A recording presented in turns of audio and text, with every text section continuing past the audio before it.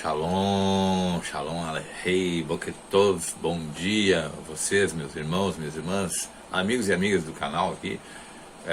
Quero já agradecer pelos comentários, pelas mensagens que chegam. Fiquem muito à vontade, para mim é muito prazeroso receber essas mensagens e poder, de alguma maneira, interagir, né? Como eu sempre digo, coisa maravilhosa seria se nós pudéssemos estar presencialmente juntos, né? Imagina numa yeshiva, numa escola, estudando junto ali a Torá, o Taná, a Brit Hadashah, o Novo Testamento, mas chamado erroneamente.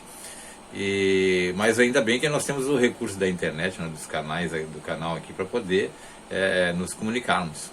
Então eu fico feliz por essa chance, né, de a gente compartilhar do conhecimento da Torá. Bom, vamos dar continuidade. Nós estamos numa série de vídeos tratando da historicidade, da história do cristianismo, para mostrar que a teologia cristã ela é herética. Ela foi criada com o propósito de confrontar o povo judeu e, obviamente, afrontar, confrontar e tentar anular a Torá. Tá? Então, eu falei no outro vídeo, né, que o propósito da criação do cristianismo ele foi criado com o objetivo único de ser oposição à fé judaica, procurando sempre estabelecer uma nova religião, rebelando-se não só contra Israel, mas também contra a Torá, ou seja, disfarçadamente contra Deus.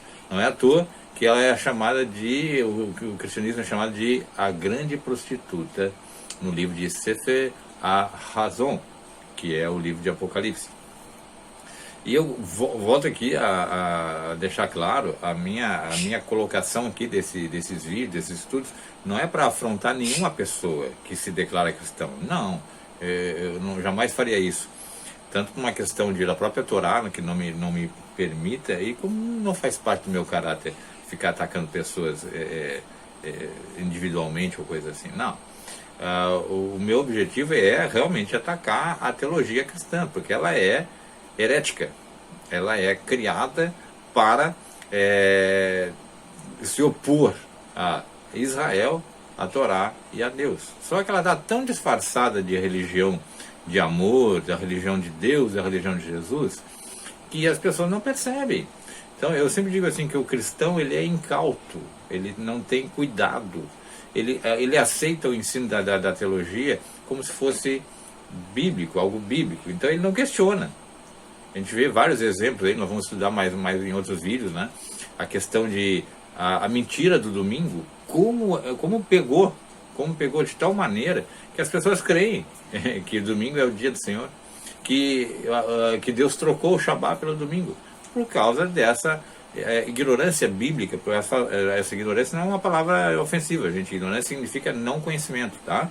Pelo não conhecimento da palavra de Deus. Então, dentro da nossa sequência de vídeos, eu já mostrei para vocês que pessoas como Marcião, Tertuliano, Epifânio de Salamina, Justino, Agostinho, são pessoas que eles são responsáveis pela formatação do cristianismo como se apresenta. E depois vem o golpe mais bem consolidado, que foi o imperador Constantino, que aí aproveitou, né? O Constantino ele era, entre aspas, convertido ao cristianismo, né? Isso não significa nada para quem realmente conhece a palavra de Deus, e ele impõe estrategicamente algumas coisas que vão ser a cara do cristianismo, né? Então, como ele adorava o Deus Sol na cabeça dele, né, que era Deus, e esse dia era domingo, então ele foi lá e aproveitou o gancho e bota domingo aí como dia do Senhor, porque eu já faço as duas coisas, né? Eu associo a divindade do Sol e a crença de vocês aí, né? Ele também, como romano, ele odiava o povo judeu, né? Eu já coloquei num vídeo aqui a história espiritual de Roma, quem está por trás de Roma, né? Qual é a origem de Roma, né? Por que se opõe ao povo de Israel. E agora nós vamos entrar num outro aspecto que também é interessante na história do cristianismo, que é extremamente oposto, né, ao que o judaísmo e o judaísmo nazareno, né, ensinava e apregoava e se agarrava. Então, vamos lembrar aqui alguma coisa dos vídeos anteriores rapidamente. Como se chamavam aqueles que criam em Yeshua como o Messias? Nazarenos. Tanto judeus como gentios, eles passavam a ser chamados de nazarenos. Os judeus que passavam a crer em Yeshua como Messias, eles não deixavam de ser judeus. Nunca deixaram de ser judeus. Eles simplesmente, o diferencial é que eles criam que Yeshua era o Messias.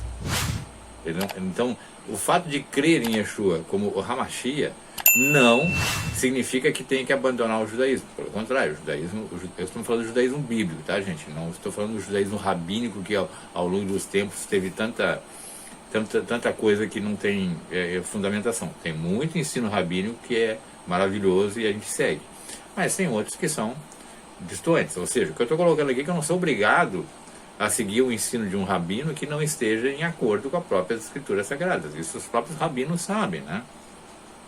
E então, quando eu vejo que os judeus que passavam a crer em Yeshua como Hamashia, como Messias, eles se mantinham judeus e eles eram reconhecidos como nazareno, que vem de Natsah, que é um vocábulo hebraico que significa o que guarda, o que mantém, né? o que continua na Torá.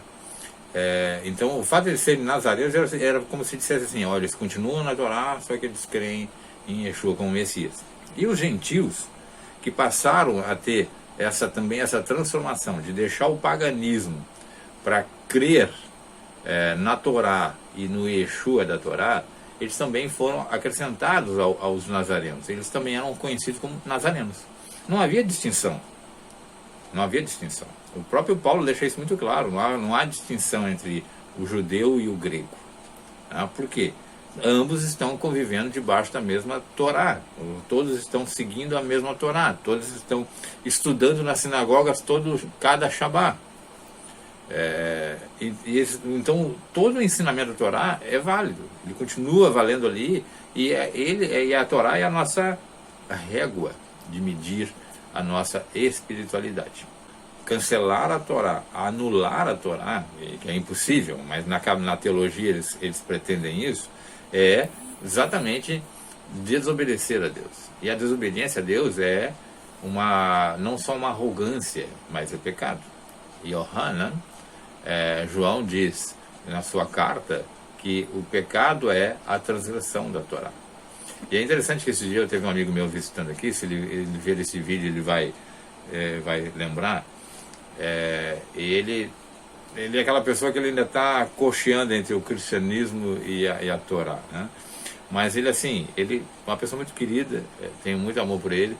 E aí nós conversando aqui, eu perguntei para ele assim: me diz uma coisa, como é que você sabe quando está pecando? Ou quando é que alguém sabe quando está pecando? Aí a resposta dele foi: a pessoa sente uma tristeza no coração. Aí eu falei assim: isso não define que a pessoa está pecando. Porque outra pessoa pode dizer: isso é relativo, eu não sinto isso. Eu não sinto essa tristeza que você está sentindo. Ele diz: realmente, faz sentido. A resposta correta está na própria Bíblia. João diz que pecado é a transgressão da Torá. Então eu só sei que eu estou pecando por causa da Torá. Então a Torá ela se mantém viva, eterna, justamente por causa disso. Ela me revela a minha iniquidade, meus pecados, as minhas ofensas a Deus, a minha desobediência aos seus mandamentos. Então a resposta correta seria: o que me revela que eu estou pecando é a Torá. Certo? Então, tirar a Torá de cena seria estratégico para o paganismo. E esses homens, Marcião, Tertulânio, Epifânio, Justino, Agostinho, essa turma toda, eles são muito estratégicos, muito inteligentes em criar uma teologia para confundir 1 bilhão de pessoas. E aí surge esse cristianismo água com açúcar, que não produz alimentação nenhuma da alma. E uma das arrogâncias, uma das afrontas, uma das heresias criadas, que é vamos dar início agora, é a tal da Trindade. E aí mexe com muita gente, porque eu me lembro quando minha esposa, que também tinha vindo do meio evangélico durante boa parte da vida dela, né, na juventude dela, criança, adolescência e parte da juventude, quando ela começou então a abraçar a Torá, e ela, por sentir no coração realmente que ela estava errada em seus valores teológicos, ela assustou muito com essa história da Trindade. Por quê? Porque no meio cristão se ensina de tal maneira que existem 3 pessoas que são Deus. Aí a explicação é a essência mesma, são pessoas diferentes, mas com a essência mesma, que é difícil para um cristão bondoso, um cristão piedoso, ele tirar essa ideia da cabeça. Foi muito bem colocado. Só que a Trindade, ela revela também o paganismo, porque no paganismo é que existem a questão de família de deuses, da distinção de deuses, que tem a mesma essência, são Deus, mas são pessoas diferentes. No judaísmo, muito cedo, já na Torá, Adonai sabia que isso iria acontecer e ordenou, né, a Israel que recitasse Shema Israel, Adonai Eloheinu, Adonai Echad, Adonai é um. Tá? Então não há possibilidade de 2 ou 3. Só que eu preciso entender realmente a doutrina da Trindade e a doutrina do monarquismo, né? Como Deus se revela ao mundo. Então, para poder ter esse entendimento. Tertuliano, tá? Olha só, todas essas heresias, elas surgem com alguém. E não adianta dizer que foi Paulo que ensinou, ou que foi Jesus que ensinou, porque isso seria mais grave ainda. O Tertuliano, ele combate injustamente a maioria dos crentes. Tá? Quem são crentes? Aqueles que creem em Yeshua HaMashiach. Não tem nada a ver com cristão, com evangélico, nada. A palavra crente já existe na Brit Hadashah, né? na Bíblia, e se refere àqueles que creem, que confiam que Yeshua é o Messias. Então, vamos lá. Há um registro em relação ao Tertuliano assim: o simples, de fato, não os chamarei de não sábios, de indoutos, que constituem a maioria dos crentes, ficam assombrados com a dispensação dos 3 em 1, no sentido de que a sua própria regra de fé os afasta da pluralidade de deuses para um único e verdadeiro Deus. Não compreendem que, apesar dele ser o único e verdadeiro Deus, ele deve ser crido em sua própria economia. Eles estão constantemente nos atacando, dizendo que somos pregadores de 2 deuses e de 3 deuses, enquanto eles mantêm preeminentemente o crédito para eles mesmos, de serem adoradores do único Deus, tal como se a unidade em si, com suas deduções irracionais, não produzisse heresia, e a Trindade racionalmente considerada constitui a verdade. Nós, dizem eles, mantemos a monarquia, ou o único governo de Deus. Tá? Isso está escrito em Contra Praxeas, no capítulo 3. Então, o que Tertuliano está dizendo aqui? Ele está dizendo o seguinte: eles, que são os nazarenos, aqueles que criam em Yeshua HaMashiach no primeiro século, ele bate assim: eles, eu não vou chamar eles de indoutos, de ignorantes, de não sábios, mas eles insistem nessa ideia de que Deus é um. Eles não aceitam essa forma econômica, né, a maneira de administração, de que ele pode se revelar, ele pode ser 3 deuses, né, 3 pessoas com a mesma essência. Então ele mesmo está registrando aqui, historicamente, que os nazarenos não criam em 3 pessoas como Deus. Eles não criam que Yeshua era a segunda pessoa da Trindade, que o Espírito Santo era a terceira pessoa da Trindade. Eles não criam nisso. Então o próprio Tertuliano está deixando claro aqui isso. Agora veja bem, se ele está revelando historicamente que os próprios convertidos, os crentes em Yeshua HaMashiach, não criam na Trindade, então esse era o padrão do primeiro século da conversão. Obviamente, porque a Torá jamais nos permitiria a crença em 3 deuses. Tá? Vejam bem, isso sustentava que a maioria dos crentes em Adonai, Adonai é um, e manifesta-se de várias formas: Pai, Filho e Espírito Santo. Essa era a visão dos nazarenos, ou seja, Deus é um. mas ele se revela de formas diferentes. A gente vê isso na Bíblia. Ele aparece como um anjo conversando com Abraão, ele aparece como anjo conversando com Yehoshua, ele aparece como um anjo conversando com Manoá, né, o pai de Shinson, de Sansão. Ele se manifesta como um mensageiro, né? A palavra anjo é um mensageiro, porque a palavra anjo ficou também deturpada, né? Malá é um anjo, traduzido como anjo, é um mensageiro. Então, Adonai, ele se revela como um ser visível, um mensageiro que traz uma mensagem, né? Essa é a ideia, alguém que traz uma mensagem. Então, o fato dele se manifestar não significa que nós temos ali mais uma pessoa para acrescentar, mais uma pessoa para acrescentar. Significa que é uma manifestação dele. Então, essa era a crença fundamental e bíblica dos primeiros convertidos no século I. Ou seja, quem se convertia a Yeshua não deixava de crer que Deus é um. Essa invenção da Trindade é posterior. É isso que eu estou tentando mostrar para vocês, tá? Eis como o Tertuliano, ele descreve o pensamento da multidão dos discípulos de Yeshua. Presta atenção. Ele mantém que só há um Senhor, o Todo-Poderoso, o Criador do mundo. Ele diz que o próprio Pai desceu até a Virgem, foi ele mesmo nascido dela, ele mesmo sofreu de fato, e foi ele mesmo, Jesus Cristo. Está em Conta Praxis, capítulo 1. No curso do tempo, então, o Pai verdadeiramente nasceu, e o Pai sofreu. O próprio Pai, o Senhor Todo-Poderoso, é quem, em suas orações, ele, os monarquistas, declaram ser Jesus Cristo. Conta Praxis, capítulo 2. Vejam bem, o próprio Tertuliano está testemunhando isso, de que existe a visão de que as pessoas que criam em Yeshua HaMashiach, eles não admitiam a Trindade e eles viam uma manifestação. E isso é fácil de entender quando Yeshua diz para os discípulos assim: como me perguntas, mostra-nos o Pai? Quem me vê, vê o Pai. Que é a resposta mais direta do que essa. O próprio Yeshua está dizendo: quem me vê, vê o Pai. Ou quando ele diz: eu e o Pai somos um. Ou seja, não tem divisão. Não somos duas pessoas. Tá? Então, o Tertuliano, ele fica indignado com essa situação da negação da Trindade. Tertuliano reconhece que a concepção de o Eterno ser um, manifestando-se como Pai, Filho e Espírito Santo, é fruto da fé judaica, ou seja, representa o pensamento dos judeus nazarenos.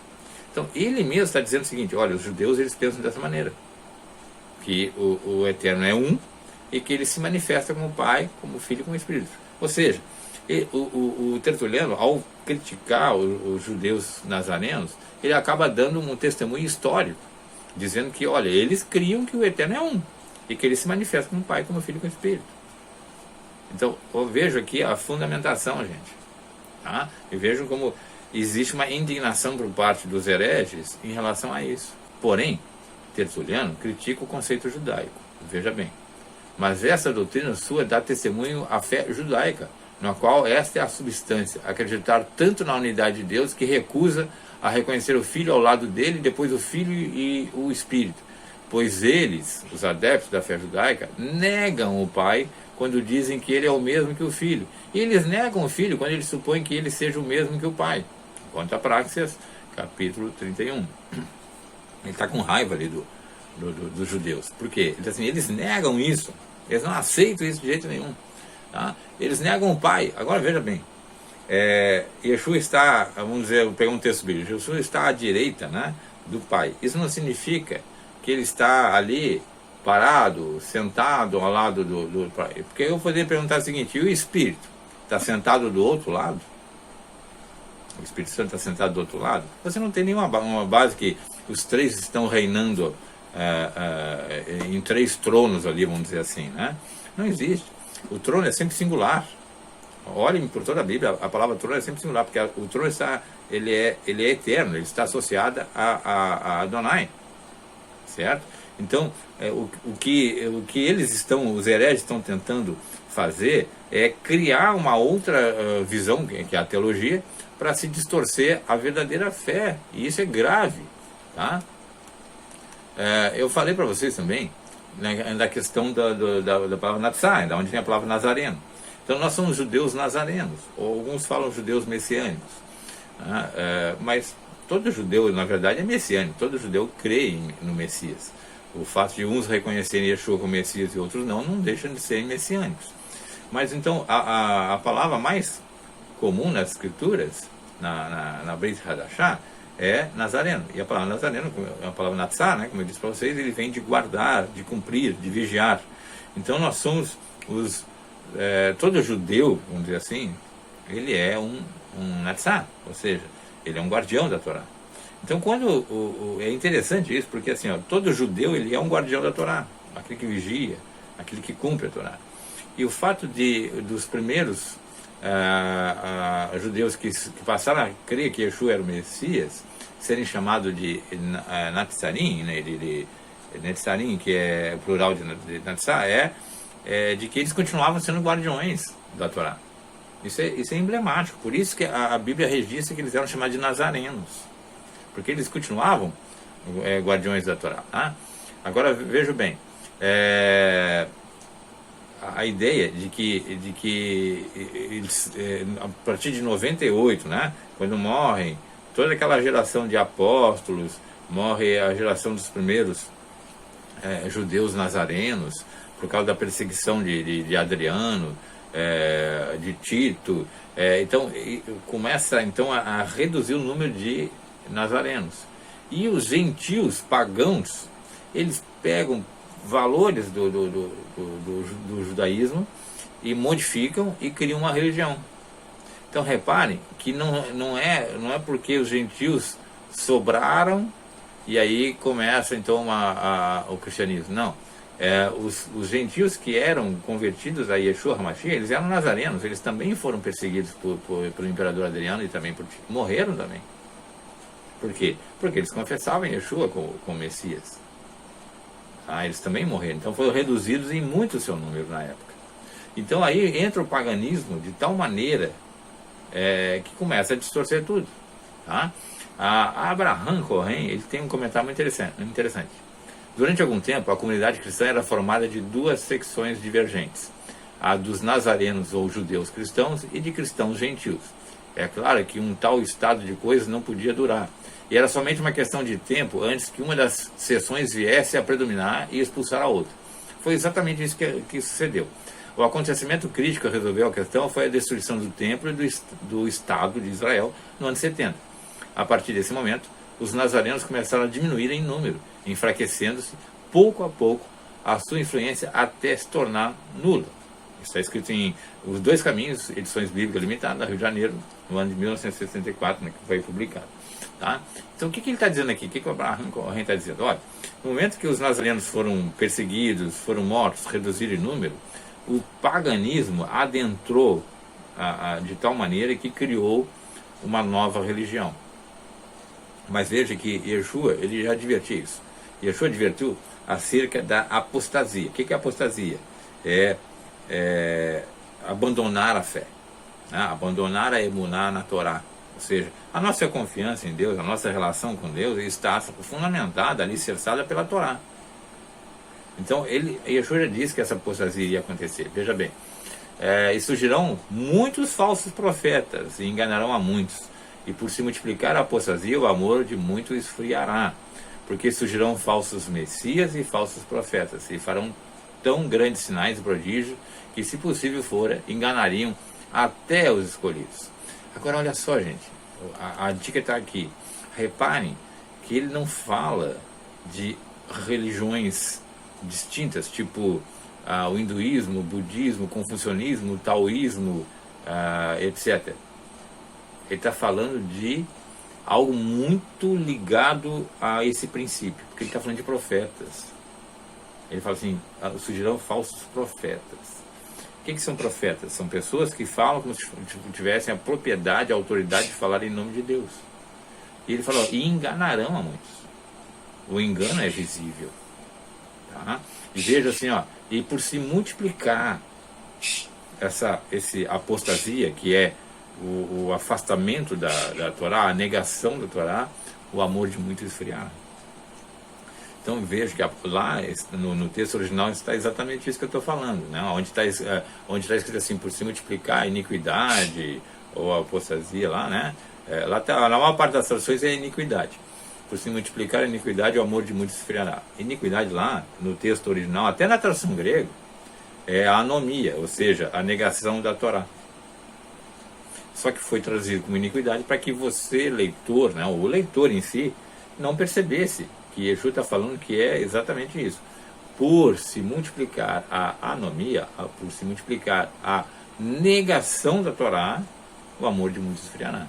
Aí ele fala, surgirão falsos messias. Aí o pessoal pensa, são cristos, messias é ungidos, certo? Em hebraico, né? Então surgirão falsos ungidos, ou seja, líderes. Surgirão falsos líderes, né? Com aquele grau de espiritualidade, com aquela ideia de espiritualidade, de que representa ali Deus, né? E falsos profetas. E farão grandes sinais, eles vão fazer sinais, vão fazer milagres e prodígios, né? Coisas para se ver. E aí, assim, se possível fora, enganariam até os escolhidos, os eleitos. Quem são os eleitos? Os judeus. Né? Ou, se a gente quiser colocar século I, os nazarenos. Né? Então, veja bem, a Torá, ela é a verdade.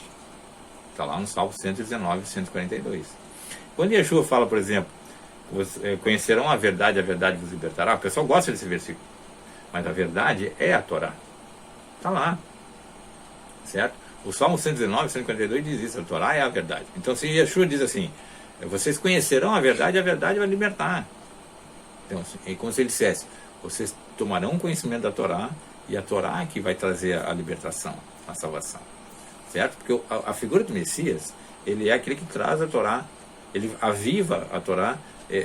Isso está lá nos profetas, não sei eu que estou falando aqui da minha própria cabeça, está lá nos profetas, né? Isaías 2 fala que a Torá fluirá, emanará de Jerusalém para a humanidade, certo?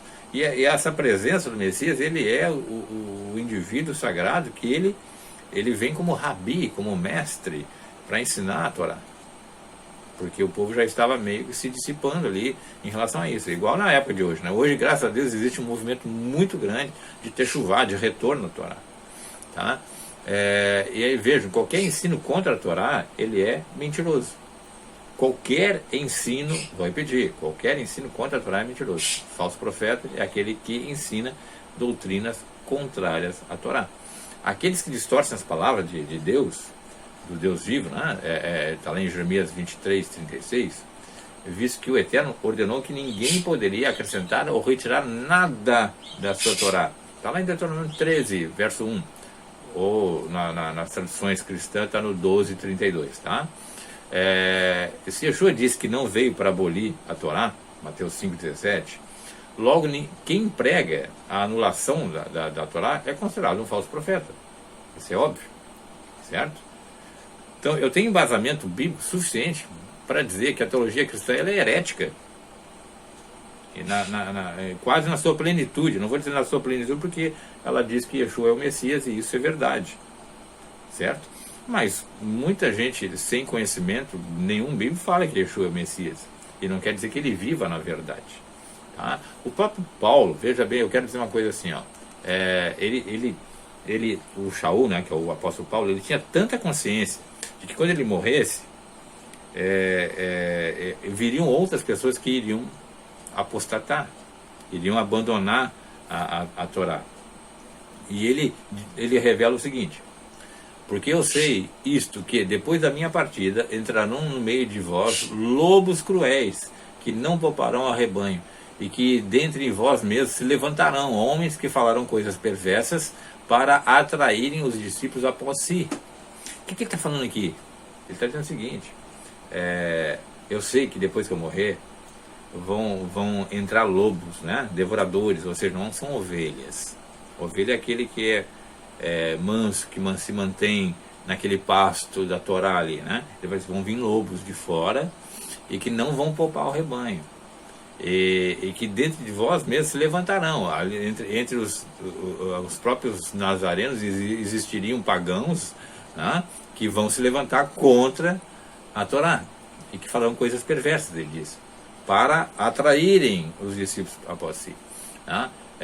Aí ele fala o seguinte: ora, irmãos, rogamos pela vinda de nosso Senhor Yeshua HaMashiach, pela nossa reunião com ele, que não vos movais facilmente do vosso entendimento, nem vos perturbeis, quer por espírito, quer por palavra, quer por epístola, como de nós, como se o dia do Mashiach estivesse já perto. Ninguém de maneira alguma vos engane, porque não será assim sem que antes venha a apostasia e se manifeste o homem do pecado, o filho da perdição. Tessalonicenses, né? No capítulo 2, verso 1 e 3. Então olha só, ele diz assim, ó, não se movam, não saiam, não... Sabe o que é se mover? Assim, você está fundamentado na Torá. Ele está dizendo, não saiam daí, não se movam daí facilmente, não abandonem o entendimento de vocês facilmente, e nem se perturbem, tá? Nem que seja por espírito, por palavra, que é por epístola, ninguém possa distorcer vocês, certo? Ninguém de maneira alguma, ele fala, vos engane, porque não será assim. Olha, a Yeshua não vem e não será assim, né? A vinda dele não será assim, sem que antes venha a apostasia. O que é a apostasia? A anomia, lá no grego, ou seja, a negação da Torá. Aí ele se manifesta, então, o homem do pecado, né? O que é o homem do pecado? É o homem da transgressão da Torá, certo? Então, é aquele que nega a Torá. Isso é muito interessante. Se você pegar esse texto, você vai olhar ele de uma maneira muito, muito melhor, assim. Ele está dizendo, olha, Yeshua não vem antes de que comecem a negação da Torá, e antes que se levante um homem que comece a negar a Torá, a ensinar a negação da Torá. Então ele já está predizendo. Ele fala mais ainda, mas a Ruach, o Espírito, eu falei a Ruach, porque Ruach é feminino, tá? Aquele Ruach HaKodesh, Espírito Santo, seria a Espírito Santo, né? Se eu fosse usar a gramática mesmo judaica, tá? Então, mas a Ruach expressamente diz que nos últimos tempos apostatarão alguns da fé, dando ouvido a espíritos enganadores, a doutrinas de demônios, pela hipocrisia de homens que falam mentiras, tendo cauterizado a sua própria consciência. Ele está dizendo isso para Timóteo, lá no capítulo 4, verso 1 e 2. Olha, nos últimos tempos vai haver apostasia, a negação da Torá. Lembre-se que a palavra apostasia é a negação da Torá.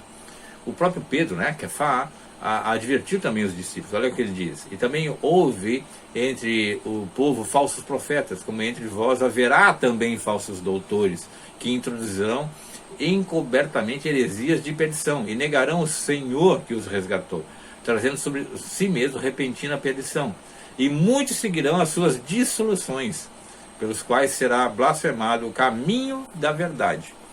Lembre-se que na Bíblia a verdade é a Torá. Eu já mostrei isso para vocês. Então, como se ele dissesse, será blasfemado o caminho da Torá, certo? Olha, ele fala de doutores. Isso é muito interessante. Também houve, assim como houve falsos profetas na nossa época, o Pedro falando, né, e no passado, e também haverá falsos doutores para vocês, ou seja, pessoas que aparentemente têm grandes conhecimentos, os teólogos, doutores em teologia, mestres em teologia, PhD em teologia, que introduzirão encobertamente, ou seja, disfarçadamente, heresias de perdição, que conduzem à perdição, e negarão o Senhor que os resgatou. Por quê? Peraí, se eu nego a Torá, eu nego Deus. Tá? Aí eles trazendo sobre si mesmo a repentina perdição, ou seja, vocês vão se perderem. E eles assim, e muitos seguirão as suas dissoluções, ou seja, as suas invenções, pelos quais será blasfemado o caminho da Torá, o caminho da verdade. Pô, e gente, isso é sério, isso é muito sério. Tá? Então, quando a gente vê isso, a gente começa a parar a pensar de que todas as doutrinas criadas pela teologia, elas são heréticas, e entre elas essa da Trindade que eu falei para vocês, né? Eu já mostrei num outro vídeo as manifestações de Deus, né?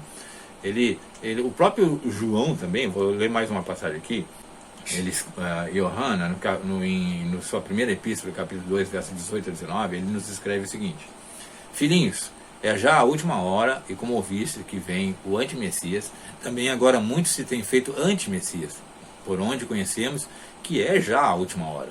Saíram dentre nós, mas não eram dos nossos, porque se fossem dos nossos, teriam permanecido conosco. mas todos eles saíram para que se manifestasse que não são dos nossos. Ou seja, se eles fossem dos nossos realmente, eles iam continuar dentro do judaísmo nazareno. Como eles saíram, eles não são dos nossos. É como se ele dissesse, não deem atenção para eles, porque eles não são dignos de serem ouvidos. Tá? E Egésipos, né? O Egésipos, ele diz o seguinte, ele é um historiador nazareno que viveu lá no segundo século, depois de Yeshua, né? no ano 180. Ele escreveu que ocorreu imediatamente após a morte de Shimon, que sucedeu Yaakov. Lembra que eu falei no outro vídeo? Yaakov foi o grande líder da Assembleia, né? que dirigia, né? Tomava decisões de Alahá, né? Sobre as questões das leis que deviam ser seguidas pelos nazarenos. E Yaakov, que é Tiago, era o irmão de Yeshua. Aí depois veio o Shimon, certo? Aí o Shimon, que era primo de Yeshua, também morreu. Tá? Quando ele morre, essa comunidade dos nazarenos, ela fica aberta, certo? E aí vai surgir aquela troca de Jerusalém por Roma e de judeus por gentios na liderança. E que aí vem essa bagunça toda.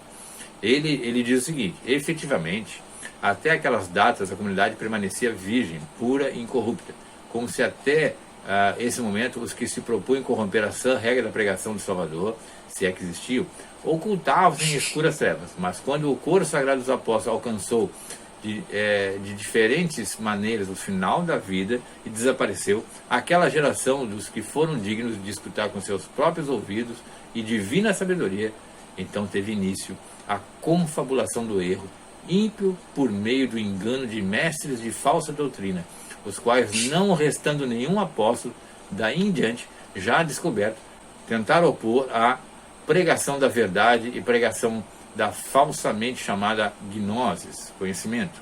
Egésipos, o nazareno, citado por Eusébio de Cesareia, História Eclesiástica, livro 3, capítulo 22. O Shimon faleceu no ano 98. E é justamente nesse ano que entra Inácio de Antioquia, para introduzir várias heresias. Em outras palavras, Egésipos afirma claramente que a apostasia teve início no mesmo ano em que Inácio se torna bispo de Antioquia. Antes de Inácio, todas as decisões eram relativas aos Netzanim, eles que tomavam decisões. Eram adotadas por meio de concílios em Jerusalém, em Jerusalém. Exemplo disso a gente vê lá em Atos 14 e Atos 15.